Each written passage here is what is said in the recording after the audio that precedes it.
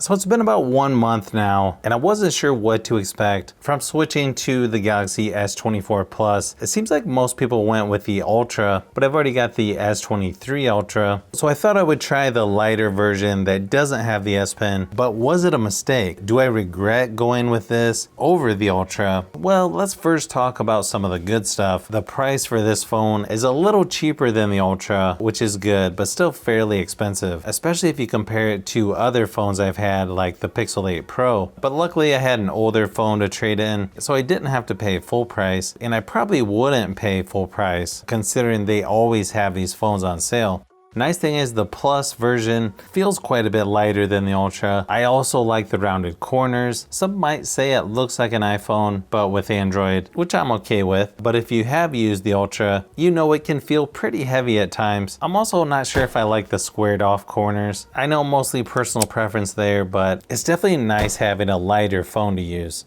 I know sometimes when I use the Pixel 7 Pro that's got the curved screen, it does make it feel a little slimmer than the S24 Plus, even though the Pixel 7 Pro weighs more. If you've used the newer iPhones that are a little more boxy along the edges, the S24 Plus feels very similar. The screen on here is a fairly large 6.7-inch flat dynamic AMOLED display with 1440 by 3120 resolution and up to 120 Hz refresh rate. I feel like it looks great for most things, but if you watched my comparison on the Pixel 8 Pro, this one's not quite as bright as the Pixel. Not a huge deal, but just something that I noticed. The battery life has been really good on here so far though. I can usually get about 2 full days with mixed usage. And unless I'm watching a lot of YouTube videos, it's kind of nice not to have to worry about charging it every day or being concerned about how low the battery is. It's also nice to have a little bit faster charging than with my Pixel at up to 45 watts.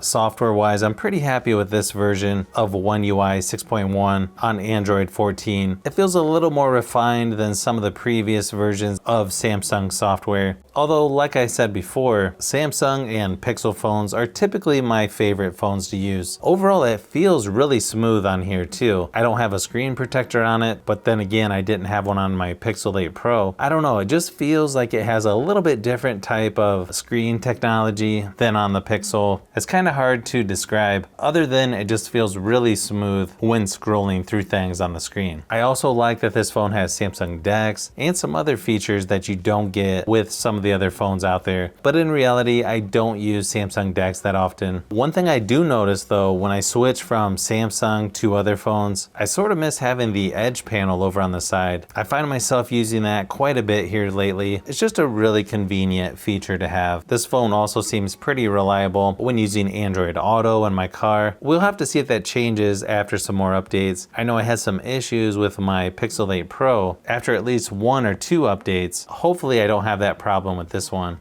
Performance-wise, this phone feels like it's got plenty of power to do pretty much everything that I would need to, but to be honest, I could probably get away using a mid-range phone and not notice a huge difference. It probably depends on what types of stuff you'll be doing, because I don't do video editing or anything super heavy-duty with my phone to use that extra power, but it is nice to have, especially considering this has 7 years of software updates, so you know that'll probably come in handy down the road later on. Although I'd be curious to see how many people will actually have the same phone after 7 years.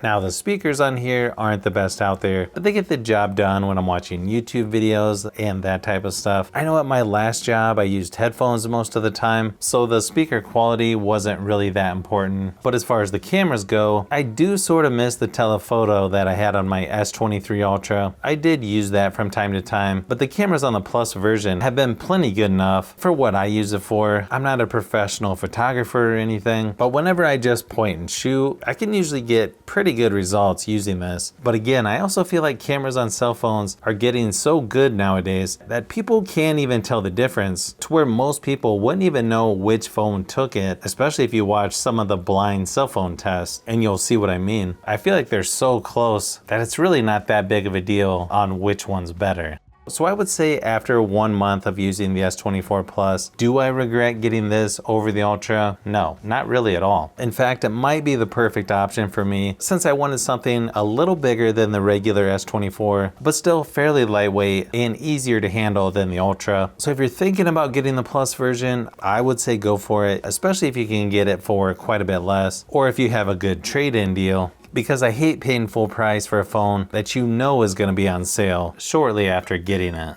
So if you've made it this far into the video, you may want to say thanks by subscribing, and don't forget to give a thumbs up if this video was helpful. This is Brian from Fishbee Productions. Thanks for watching, and I'll see you on the next one.